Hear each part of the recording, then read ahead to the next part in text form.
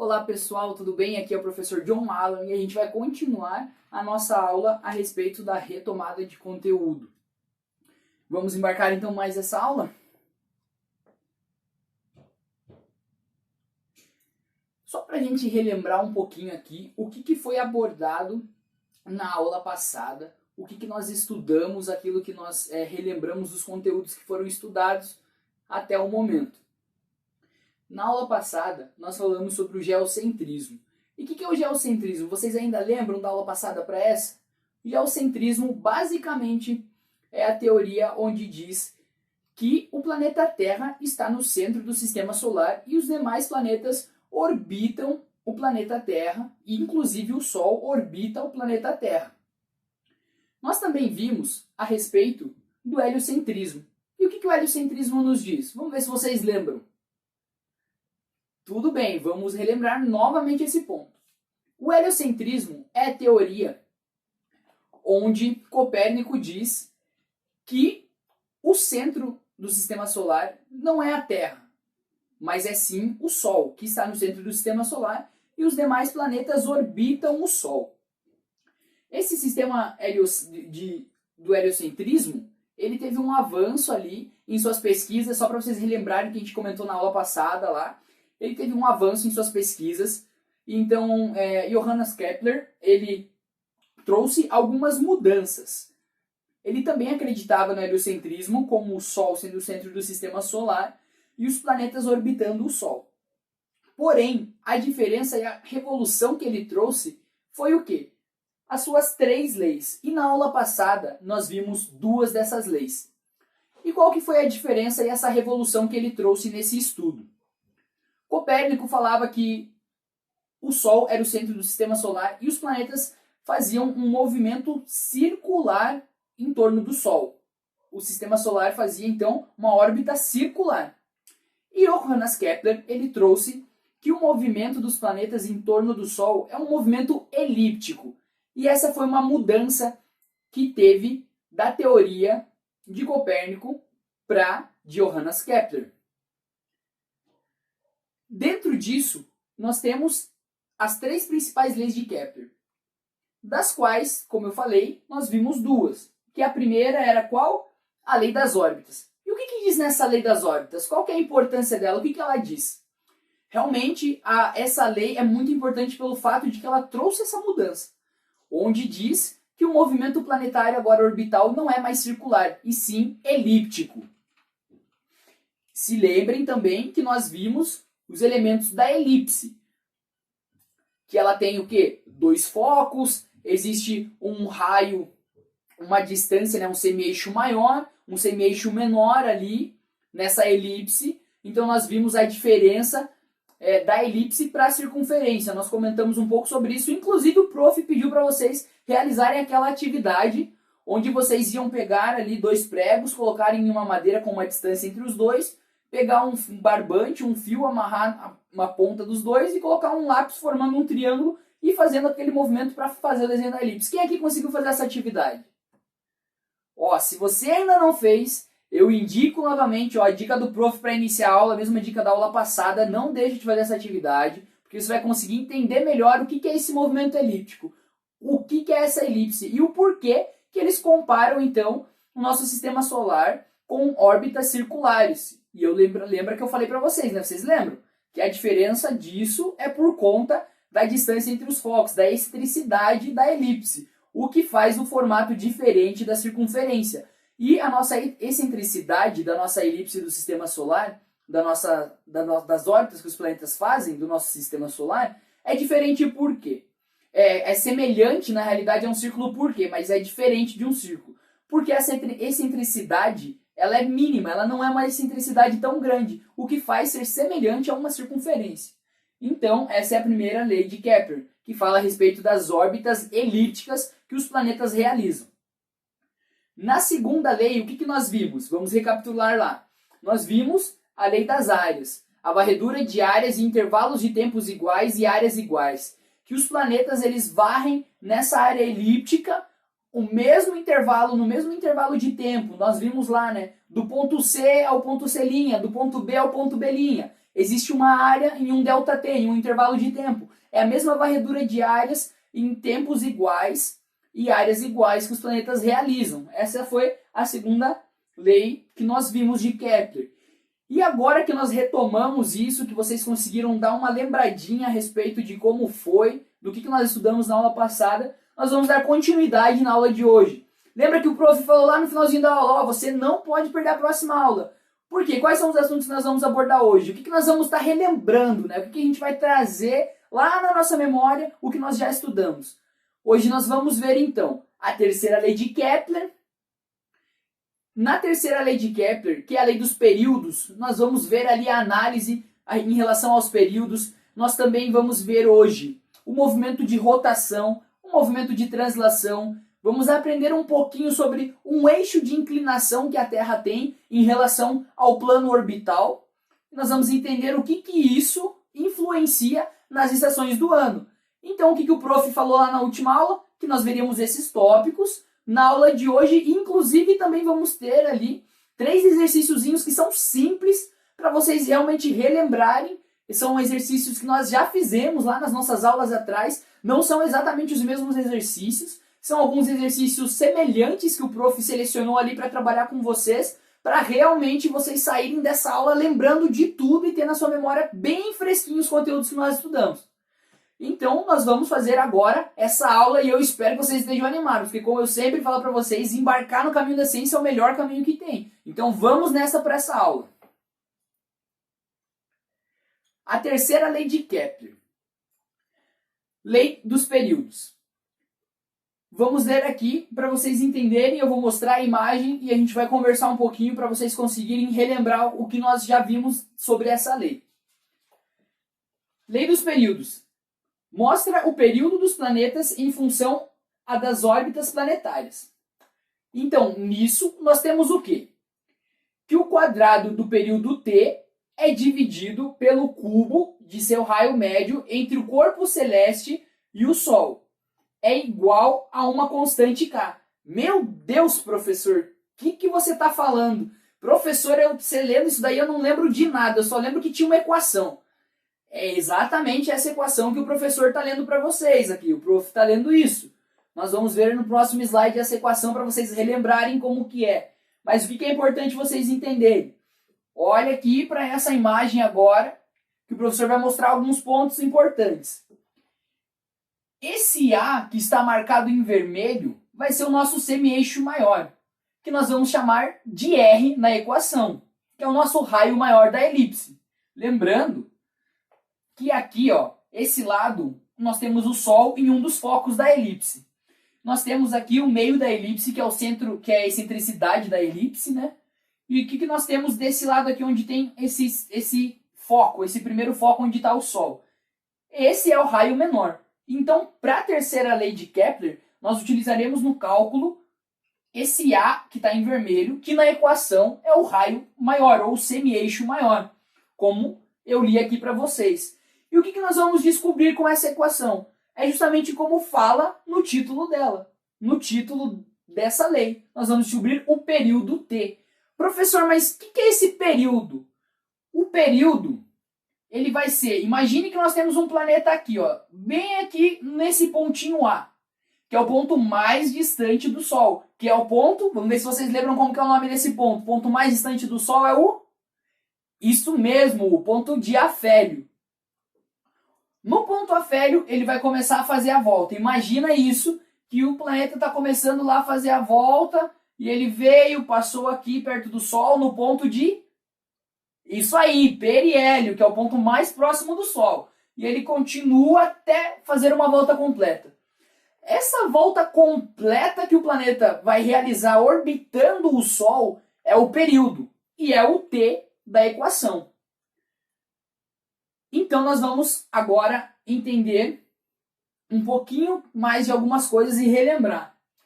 Com isso, com o que eu li para vocês, nós concluímos o quê? Que quanto mais longe um planeta estiver do Sol, maior será o seu tempo de rotação em torno do Sol, né? O movimento, na realidade, que ele vai fazer em torno do Sol ali de translação, que é um movimento que a gente vai ver mais para frente. essa volta que ele vai dar em torno do Sol, esse período que ele vai realizar. Então, quanto mais distante do Sol ele estiver, maior vai ser o tempo que ele vai demorar, maior será o tempo que ele vai demorar, né, para realizar todo esse período, essa volta orbital em torno do Sol. E é basicamente isso a terceira lei. Agora eu vou mostrar para vocês a equação e vou mostrar novamente ali cada elemento para vocês entenderem o que é cada elemento, porque lendo talvez fique um pouco complicado para vocês. Mas observando ali a equação, vocês consigam entender um pouquinho melhor. Vamos ver então essa próxima equação? Equação da lei dos períodos. Como eu falei para vocês, nós temos lá, e foi o que nós lemos no enunciado, que nós temos um período ao quadrado, um t ao quadrado, que ele é dividido pelo semi-eixo menor, pelo semi-eixo maior, perdão, né? O semi-eixo maior, que foi o azinho que eu mostrei, que é o semi-eixo maior que nós chamamos de raio maior da elipse ao cubo, igual a uma constante. Então aqui tem aqui elencado para vocês aqui, o t é o período, né, que é o tempo gasto para que o planeta possa dar uma volta em torno do Sol. Nós temos o r, que é o semi-eixo maior da elipse, que como eu mostrei na imagem anterior para vocês, era aquele azinho em vermelho. E nós temos k, que é a constante para qualquer planeta ou satélite. É uma constante que nós iremos utilizar ali, independente se for Marte, Júpiter, Saturno, Urano ou Netuno, a gente vai utilizar esse mesmo K para realizar essa equação.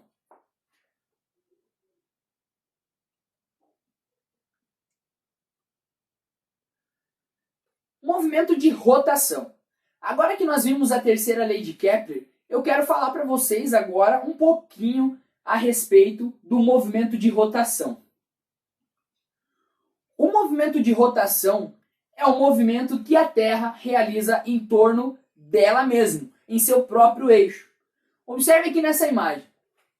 Aqui na imagem, nós temos duas linhas tracejadas. Essa primeira aqui e essa um pouco inclinada. Aqui nós temos o eixo de rotação da Terra. E aqui nós temos a flecha do sentido de rotação da Terra. E nós temos aqui o ângulo de inclinação da Terra. Esse ângulo de inclinação da Terra, o que é? É um ângulo que tem 23,5 graus. E ele diz que o quê? A Terra, ela é um movimento de rotação, então lembrando, olha aqui para o prof agora. O movimento de rotação é o movimento que a Terra faz em volta dela mesma.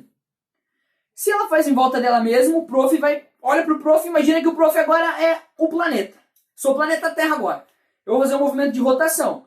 Eu vou rodar em torno do meu próprio eixo. Estou rodando, rodando, rodando. Esse é o movimento de rotação. Eu tenho aqui meu eixo e eu fiz o movimento em torno do meu próprio eixo. Porém, o nosso planeta, ele tem uma inclinação, ele tem um eixo de inclinação. Além do seu próprio eixo, ele tem um eixo ali imaginário que ele é inclinado. E esse eixo demonstra a inclinação que a Terra tem, que como eu falei para vocês, é aproximadamente 23,5 graus. Como que é isso, professor? Mostrei para vocês o movimento de rotação. Agora o prof vai ser a Terra com o movimento de rotação com esse eixo de inclinação. É como se a Terra fosse mais ou menos assim, ó. Aqui é a Terra, como eu mostrei para vocês, fazendo a rotação, mas na realidade a Terra tem esse eixo de inclinação. Então ela é um pouco inclinada. Ah, professor, mas ela é inclinada em relação ao quê? Em relação ao plano orbital do nosso sistema solar. Então tem o nosso plano e ela tem uma inclinação em relação a esse plano. E é como se a Terra tivesse mais ou menos assim, ó, igual pro prof agora. Como se a Terra, ó, fosse assim, ó, inclinadinha e começasse então, ó, a Terra girando, rotação, rotação, rotação, com essa inclinação. E o que isso interfere? O que a rotação faz? Ah, professor, me fala a importância da rotação para o nosso planeta. Se o nosso planeta faz esse movimento de rotação, por que ele existe? O prof vai responder agora para você. Existe dia e noite, não existe? Você vai lá durante a noite, dorme, descansa, tem uns que ficam assistindo Netflix, outros que ficam assistindo outros programas, né? Demora um pouco mais para dormir. Mas você vai, dorme, tá de noite, tá escuro, e você vai, tá dormindo, acordei, tá claro, tem o sol. E por que acontece essa mudança entre dia e noite? É justamente por esse movimento, o movimento de rotação que o planeta Terra realiza. Ah, professor, mas como assim? Ó, imagine que aqui na minha frente, onde vocês estão me vendo aqui na frente do prof, tem o Sol. E eu sou o planeta Terra, ó, eixo de inclinação, porque ela tem um eixozinho de inclinação. Aqui o Sol está me iluminando, tá de dia. Nas minhas costas, tá de noite. Começou a rotação, começou a mudança, continua, tô rodando ali, fazendo meu movimento de rotação. Opa, agora nas minhas costas está de dia e aqui para minha frente tá de noite. Continuei a rotação, continuei fazendo movimento de rotação. Voltei. Ficou de dia novamente. E é isso que acontece através desse movimento de rotação. Diversifica entre dia e noite. Só olhando aqui, ó, no próximo slide, então, para a gente mostrar para vocês relembrarem isso e não esquecerem mais. A rotação é um movimento que a Terra realiza em torno de seu próprio eixo. Lembrando que ele tem um eixo de inclinação. E é como se ela estivesse rodando em volta de si mesma. Aquele movimento que o professor mostrou para vocês. E o tempo que demora isso? O tempo que o planeta ele leva para completar esse giro, para realizar essa rotação em torno dele mesmo, é 24 horas. Por isso que nós temos a diferença entre dia e noite, por conta dessa rotação. E a principal consequência, como eu mostrei para vocês, alternando entre dias e noites. E esse é o movimento de rotação. Agora, nós vamos ver a respeito do movimento de translação. Quem aqui lembra o que é o movimento de translação? Não lembram? Olha, ainda bem que a gente está fazendo essa retomada de conteúdo, para vocês gravarem essa informação e não esquecerem mais.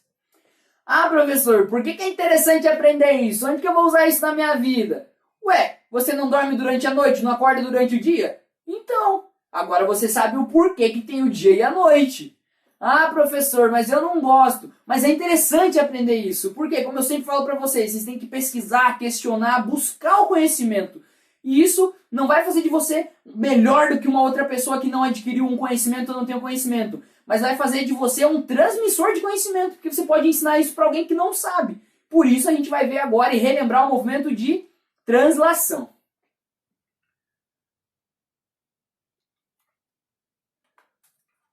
Movimento de translação.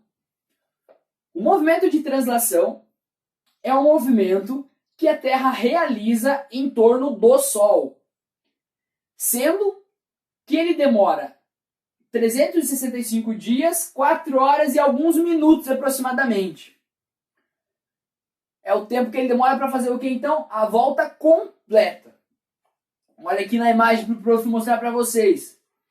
Aqui tem a Terra, e lembrando que não é porque ela está fazendo um movimento de translação ao redor do Sol que ela deixa de fazer o seu movimento de rotação. Pelo contrário, ela realiza esses movimentos em simultâneo. Ah, professor, o que é esse simultâneo? Simultâneo quer dizer que ela está fazendo os dois ao mesmo tempo. Então, enquanto a Terra está fazendo um movimento de rotação em torno do seu próprio eixo, ela lembra lá, inclinadinha, rodando em torno do seu próprio eixo, ao mesmo tempo, ela está ali inclinadinha, ó, andando em torno do Sol. Então, ela realiza esses dois movimentos.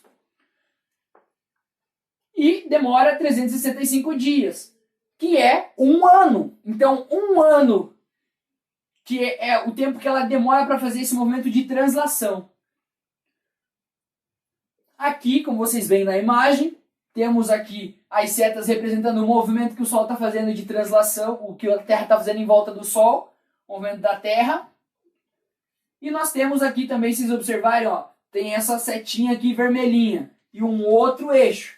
Esse é o eixo inclinado da Terra e o movimento de rotação. Lembrando que eles fazem os dois movimentos ao mesmo tempo. Ele não faz um e depois faz o outro. A execução deles é ao mesmo tempo.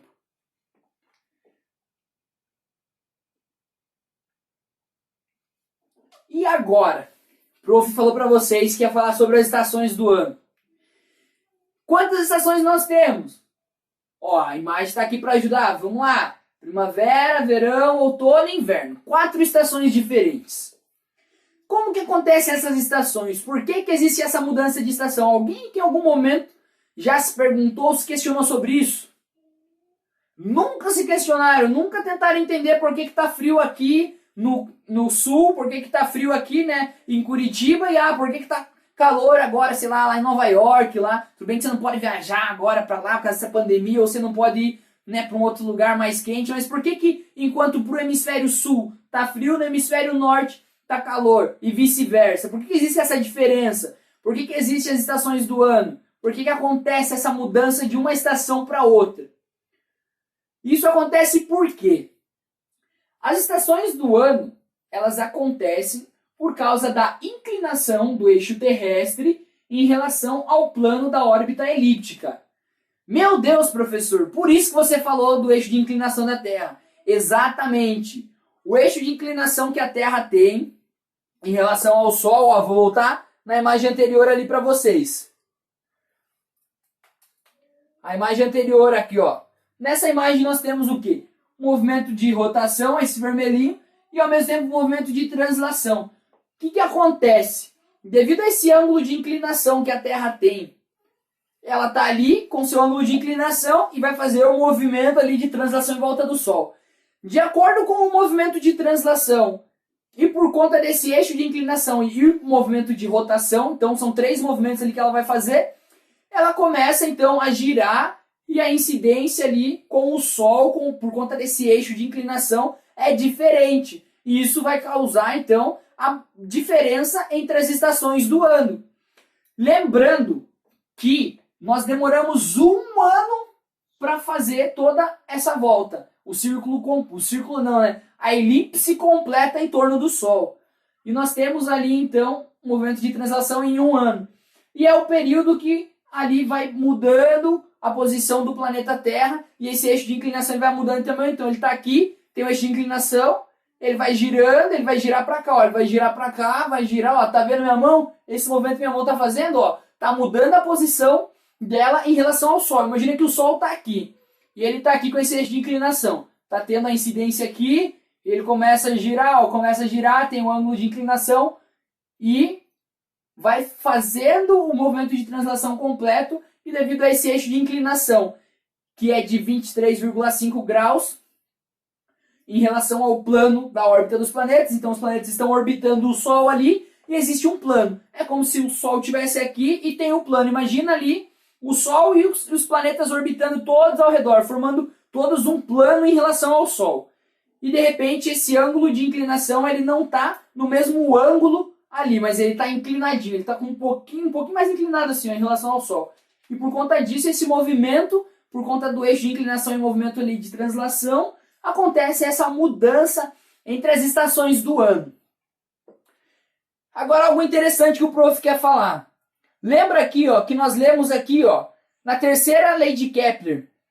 Na aula passada, o prof também deixou de dica para vocês mais uma coisa. O prof deu 2 dicas na aula passada. Quem lembra quais foram as dicas? As dicas então foram quais? A primeira dica que o prof deu foi o quê? Você realizar a atividade para fazer a elipse do planeta. E a segunda dica que o prof deu, qual que foi? Foi lá, lembra do simulador que o professor mostrou na última aula para mostrar o movimento elíptico que os planetas realizavam e a diferença da velocidade do planeta no afélio e no periélio? Então, é exatamente essa dica, a segunda que o professor deu. Entrar lá no simulador, não tem só o PET colorado, existem outros simuladores, mas o que o professor utilizou foi aquele, caso você tenha curiosidade para utilizar também. E lá o professor mostrou para vocês na simulação, então, o movimento elíptico dos planetas, e ele também mostrou o quê? A velocidade no ponto de afélio, que é o ponto mais distante, e de periélio no ponto mais próximo. E para complementar a questão da segunda lei, que é a varredura de áreas no mesmo intervalo de tempo, aqui na terceira lei, o que nós temos? Nós concluímos que quanto mais longe o planeta estiver do Sol, maior será o seu tempo de rotação. O professor vai mostrar agora para vocês uma simulação para vocês observarem isso. Eu vou usar a mesma simulação da aula passada, mas lá eu trouxe 2 pontos, que foi em relação ao afélio e o periélio, que foram as velocidades dos planetas, e para mostrar o movimento elíptico, onde o Sol estava em um dos focos. E agora eu vou utilizar a mesma simulação para mostrar para vocês essa diferença do tempo gasto para que os planetas realizem os períodos em volta do Sol, por conta da distância a qual eles estão do Sol. Vamos dar uma olhada? Prof vai dar o start. Vamos lá, começou. Observem aqui, ó, o planeta rosa já deu 2, 3 voltas. O verde ainda fechou agora a primeira volta dele. Vamos colocar de novo lá para vocês observarem, ó. Vamos parar. Eu vou dar uma diminuidinha aqui, ó, na velocidade aqui da execução, para vocês conseguirem observar melhor. Vamos lá, ó. Reset. Vamos começar novamente. Observe aqui, ó. O planeta rosa está essa distância aqui. Ele está a uma distância do Sol. Nós temos aqui o planetazinho em azul. Observe que ele está a uma distância maior. E o planeta verde está mais distante ainda. E nós vamos aqui, então, ó, iniciar agora e observem. Vamos contar aqui mais ou menos quantas voltas o planetinha rosa ele vai dar, enquanto o verde, que está mais distante, vai dar nesse período. Então, qual que vai ser a comparação que a gente vai estar realizando?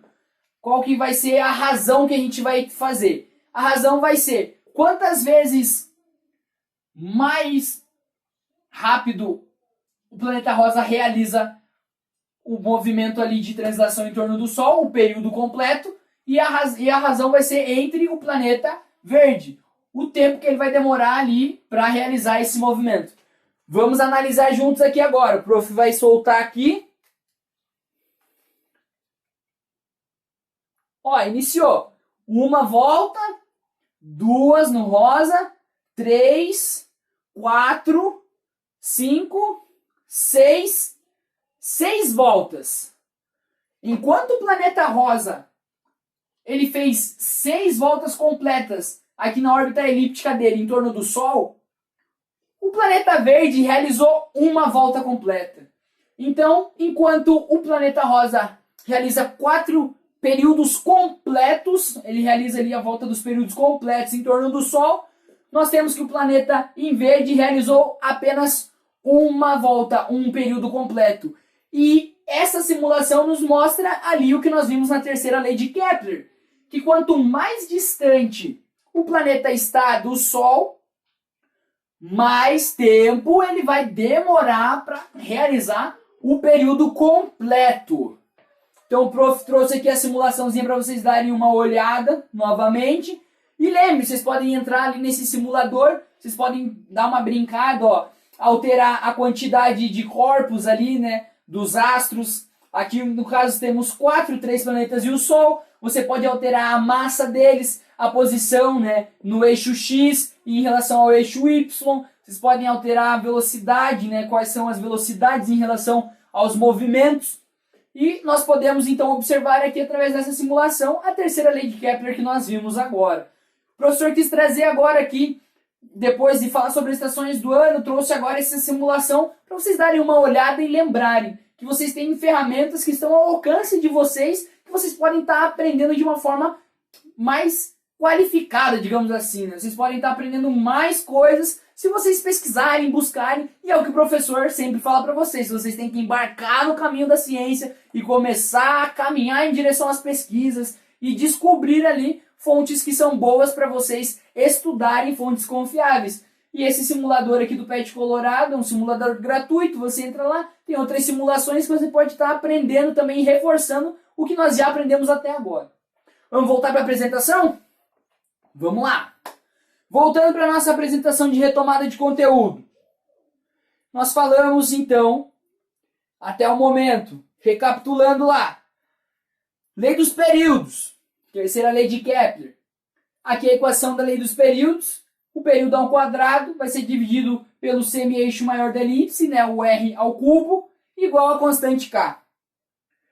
Vimos o movimento de rotação, que é o movimento que a Terra realiza em torno dela mesmo, o movimento que ela vai fazer em torno do seu próprio eixo, lembrando que ela tem uma inclinaçãozinha, uma inclinação no eixo em relação ao plano orbital, o que interfere com a consequência do movimento de rotação. Ali nós temos, né, alternando entre dias e noites. Vimos o movimento de translação, movimento que a Terra realiza dando uma volta completa em sua órbita elíptica em torno do Sol. E é um movimento de 365 dias, ou seja, 1 ano. Demoramos 1 ano para dar essa volta completa em torno do Sol. As estações do ano, então, devido a essa inclinação do eixo terrestre em relação ao plano orbital e através do movimento de translação ali, movimento de rotação e translação com esse eixo de inclinação, nós temos, por consequência, as estações do ano. Nós temos ali variando as estações do ano entre as 4 que nós temos. E agora nós vamos realizar 3 exercícios. Serão 3 exercícios rápidos, onde nós vamos ler, ver parte a parte deles, para que vocês consigam entender de uma forma completa realmente como são os conceitos das 3 leis, como você aplica essa conta. Ah, professor, ainda bem que você vai me ensinar a fazer essa conta aí dos períodos, porque eu já estava pensando, agora como que eu vou fazer? Primeira lei de Kepler é só eu entender que é a órbita elíptica. A segunda lei é só eu lembrar que ela varre áreas iguais e intervalos de tempos iguais. Mas daí você vem, professor, e me coloca uma equação ali. Não gosto de resolver isso, é complicado. Você vai ver que não é complicado e por mais que seja uma lei que existe uma equação que vai exigir um cálculo seu, não vai ser algo difícil, vai ser algo tranquilo para você. Então a gente vai fazer esses 3 exercícios para nós estarmos fixando melhor e relembrando os exercícios que nós já fizemos. Como eu falei, são exercícios semelhantes aos que nós já realizamos nas nossas aulas lá atrás, então eu trouxe eles para vocês realmente relembrarem esse conteúdo, para vocês conseguirem gravar melhor esses conteúdos para quando vocês precisarem utilizar em um vestibular, precisarem utilizar em um concurso, algo assim, vocês já terem eles ali, ó, fresquinho na cabeça. Então vamos começar o primeiro exercício?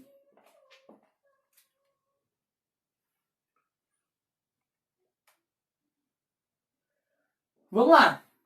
Não sei se vocês vão conseguir enxergar, mas o prof vai mostrar o desenho para vocês e vai ler, para que vocês consigam ver ali e entender o que nós vamos calcular, ok? Vamos nessa. Exercício 1 foi um exercício que eu retirei de um material de apoio. Então vocês podem aqui olhar, pausar o vídeo, pegar o enunciado. A partinha azul o professor já tem a resolução ali, então você pausa o vídeo, vê a parte de cima e depois tenta resolver pouco a pouco, beleza? Vamos lá. A figura abaixo, ela representa o Sol e 3 astros celestes e suas respectivas órbitas em torno do Sol. Na sequência, de acordo com o desenho, nós temos o primeiro planeta, que é Urano, o segundo, que é Netuno, e bem distante deles, um objeto que recentemente foi descoberto, né?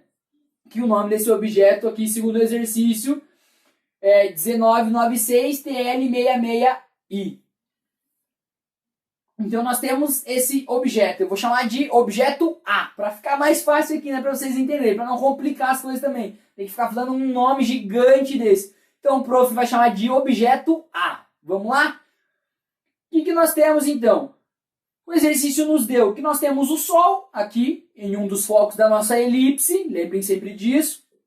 E nós temos então o planeta Urano, mais próximo do Sol, fazendo aqui a sua volta, a sua elipse em torno dele. Temos o planeta Netuno e o objeto A.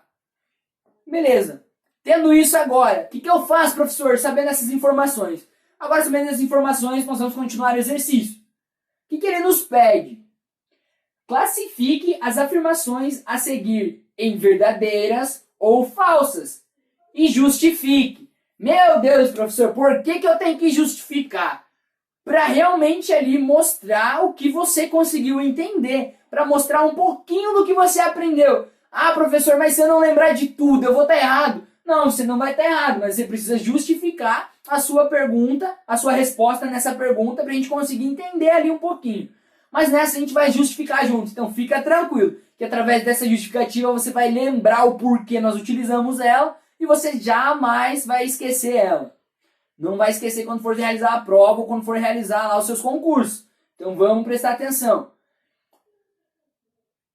Primeira afirmativa. Essas órbitas são elípticas, estando o Sol em um dos focos dessa elipse. E aí, quem consegue me responder essa questão? Vamos ver se vocês prestaram atenção em um minutinho atrás em algo que o prof falou quando ele foi mostrar ali a imagem. Vocês não acreditam, não prestaram atenção em nenhum detalhezinho que o professor falou.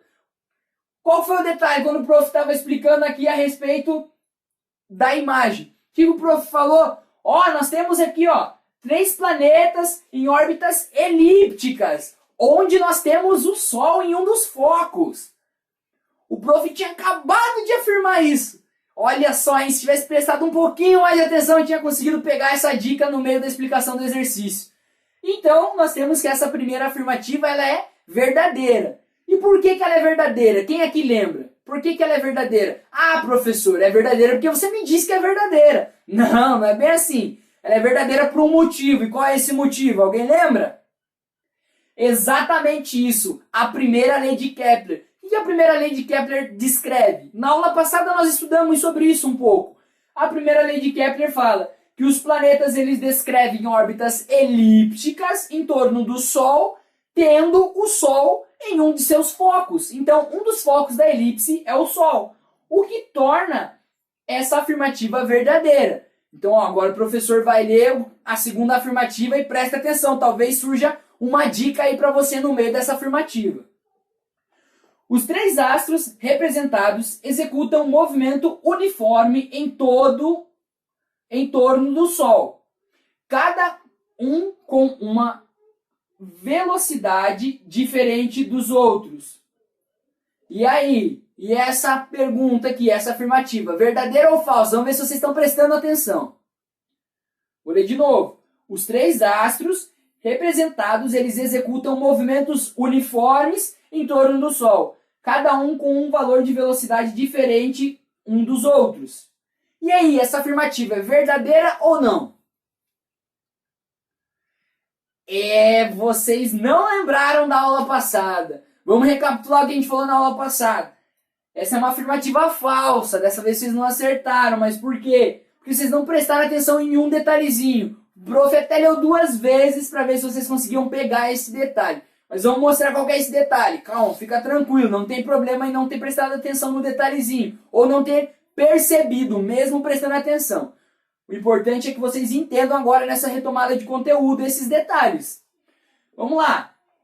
É uma afirmativa falsa. Por que ela é falsa? Não é porque o prof está falando, é porque tem um motivo. Vamos lá.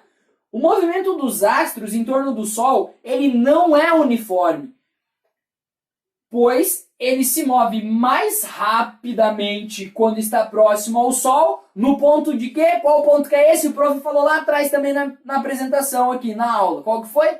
Quando ele está mais próximo do Sol, no ponto de periélio. Ele tem uma velocidade máxima, como nós vimos também na simulação. E mais lentamente quando ele está distante do Sol. Então lá no ponto de, isso aí, afélio, no ponto mais distante do Sol, ele tem uma desaceleração. Ele vai mais devagar. E isso nós temos em qual lei? Através da segunda lei, que é a lei da varredura de áreas no mesmo intervalo de tempo. Nós observamos esse detalhezinho quando nós estudamos essa segunda lei. Tanto que o prof pegou e mostrou para vocês lá nos slides e na simulação. Vou mostrar novamente a simulação ali para vocês lembrarem desse detalhezinho. Olha lá. A simulação aqui, ó.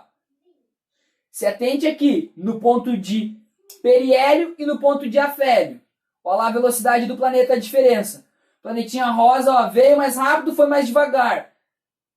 Aqui está um pouco acelerado, o professor vai diminuir um pouquinho mais a velocidade para vocês conseguirem perceber essa diferença. Ó, veio, acelerou, foi mais rápido, aumentou a velocidade, mais devagar, mais rápido e mais devagarzinho. Ó, observa aqui a partículazinha, a planeta em verde, ó, ele veio mais rápido aqui. Conforme ele vai se aproximando ali do afélio, ó, ele está indo mais devagar, teve uma desaceleração, até aqui que ele vai desacelerando e perceba quando ele começar a chegar aqui, ó. Ele vai começar a acelerar o seu movimento. Olha lá, ó, o exemplo do planetinha azul também. Chegou aqui, começou a acelerar o movimento, passou com uma velocidade maior no ponto de periélio. Então, só para vocês relembrarem o que nós vimos aí através dessa simulação também. Voltar para o exercício, então? Vamos lá. Então, essa segunda afirmativa, ela é falsa devido a isso. Por conta que não é um movimento uniforme que eles realizam. Terceira afirmativa. Dentre todos os astros representados, Quem gasta menor tempo para completar uma volta em torno do Sol? É Urano? E agora? Aqui nessa terceira afirmativa nós temos que Urano é o planeta que vai fazer ali a volta em torno do Sol em um menor tempo. Essa afirmativa, ela está certa ou não? Isso mesmo, aí vocês conseguiram acertar de primeira. Era uma afirmativa verdadeira. De acordo com qual lei que nós vimos agora? Exato, a terceira lei de Kepler, que ela nos diz ali, como nós vimos, que eu falei, concluímos que os planetas mais distantes, e como nós vimos na simulação também, eles demoram mais tempo para realizar o período completo do que os planetas que estão mais próximos do Sol. Então, de acordo com a terceira lei de Kepler, os planetas mais próximos do Sol completam a sua revolução ou o seu movimento ali de translação num tempo menor, garantindo a relação entre o t ao quadrado, que é o período ao quadrado, divididos por seu semi-eixo maior, igual a constante k. Gostaram desse exercício? Viu só? Não é complicado, nada difícil, algo bem tranquilo para vocês realmente relembrarem e entenderem ali os conceitos da primeira, segunda e terceira lei de Kepler. Vamos para o próximo exercício agora? Vai ser um cálculo, não se assusta, não se desespera. Eu vou mostrar, fazer passo a passo com vocês, para vocês conseguirem relembrar todos os conceitos que nós aprendemos e como realizamos esses cálculos. Então vamos para o próximo exercício. Exercício 2. O raio médio da órbita de Marte em torno do Sol é aproximadamente 4 vezes maior do que o raio médio da órbita de Mercúrio em torno do Sol. Determine a razão entre os períodos de revolução T1, que é o período de Marte, e T2, que é o período de Mercúrio. Aqui o prof vai falar o que tem na imagem para vocês entenderem, talvez vocês não consigam ver muito bem. Nós temos aqui então o Sol em um dos focos da nossa elipse, temos uma distância A do Sol até Mercúrio, lembrando que quando nós falamos lá em relação à lei, a segunda lei, nós falamos que existe uma distância entre o Sol, uma linha que liga o Sol ao planeta, uma linha imaginária, não é um fio que está segurando lá o planeta, sustentando ele, fazendo a volta, não. Mas é uma linha imaginária ali que vai ser o nosso raio. Então nós temos um raio A do Sol até Mercúrio. E nós temos, segundo aqui o exercício, que Marte é aproximadamente 4 vezes maior o raio. Por isso que aqui nós temos um 4 vezes A, porque A é o raio até Mercúrio, então Marte é 4 vezes esse raio de Mercúrio. Com isso, o que nós vamos fazer? Nós vamos realizar a aplicação da terceira lei de Kepler. O prof vai mostrar para vocês aqui agora. Como que nós fazemos aplicando essa lei? Para aplicar essa lei, nós temos que t ao quadrado, de t1 ao quadrado, né? Então nós temos que o período de Marte ao quadrado vai ser igual a constante k vezes 4a ao cubo. Professor, mas na equação não tem isso daqui do lado de cá. Por quê? O professor vai te explicar. Lembra de uma relação matemática? Vou voltar lá para vocês verem. Aqui na equação. Lembra de uma relação matemática? Nós queremos descobrir o t quadrado. Para descobrir o t quadrado, nós temos que isolar. Nós temos que deixar essa incógnita isolada. Para fazer isso, o que nós realizamos? Nós pegamos esse r ao cubo e nós vamos passar ele multiplicando para o outro lado da igualdade. Ele está aqui dividindo, então ele vai para o outro lado multiplicando. Então fica período ao quadrado igual a constante k vezes esse raio ao cubo, que é o que nós temos aqui, ó, no nosso exercício. 4a ao cubo. Lembrando que esse 4a é porque Marte tem 4 vezes o raio de Mercúrio. Com isso, nós teremos que o período de Marte ao quadrado vai ser igual a constante k vezes 64a ao cubo.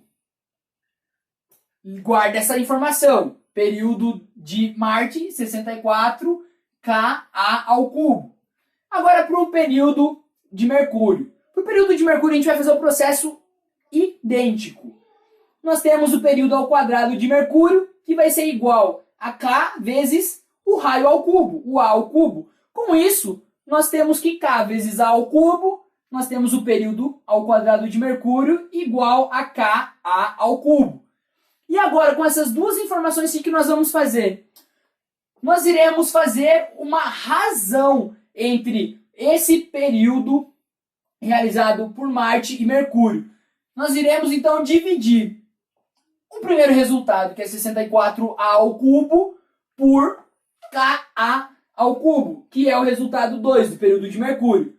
Fazendo o período de Marte divididos pelo período de Mercúrio, então nós temos que 64K vezes A ao cubo divididos por Ka ao cubo fica T sobre 1 ao quadrado. Como assim, professor, ficou T sobre 1 ao quadrado e saiu um 64 ali? Calma, o professor vai te explicar. Você está vendo que aqui é 64? Tem que ele multiplica por K ao cubo e divide por K ao cubo. Como nós temos aqui uma divisão e eles são os mesmos, nós temos a mesma multiplicação de K ao cubo, é como se tivesse 1 multiplicando K ao cubo aqui.